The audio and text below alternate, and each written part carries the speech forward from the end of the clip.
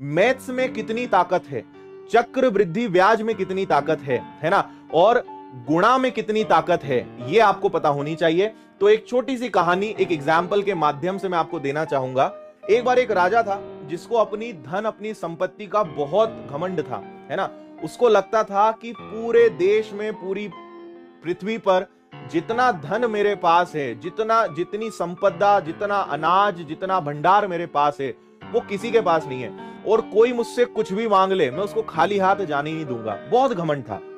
एक व्यक्ति उसके पास पहुंचा, गणित में वो एक्सपर्ट था, तो वो राजा के पास गया। राजा उस समय शतरंज ही कोइंसिडेंटली खेल रहा था। उसने कहा, महाराज मुझे आपसे कुछ चाहिए। महाराज बहुत दानी था, काफी घमंड था अपनी संपत्ति, अपने अनाज, अपने भंडार पर।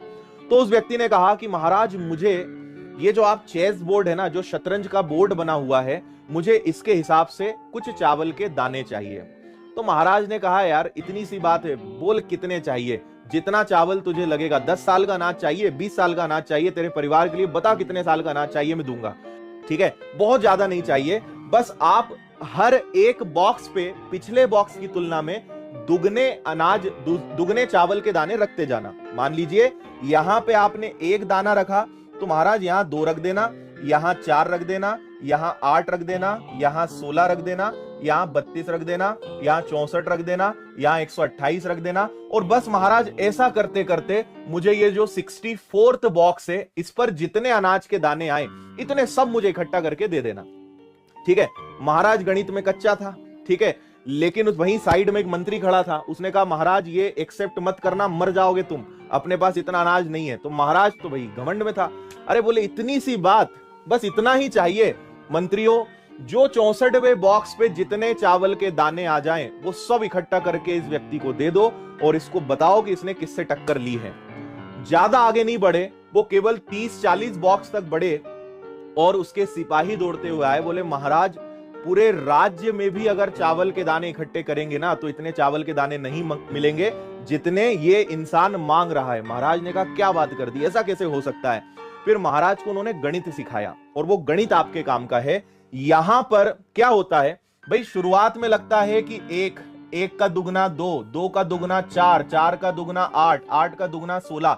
आप भी अभी ज्यादा कैलकुलेट नहीं कर पा रहे होंगे, आप सोच रहे होंगे क्या होगा यार, 64 बॉक्स पे कितने आएंगे ऐसे।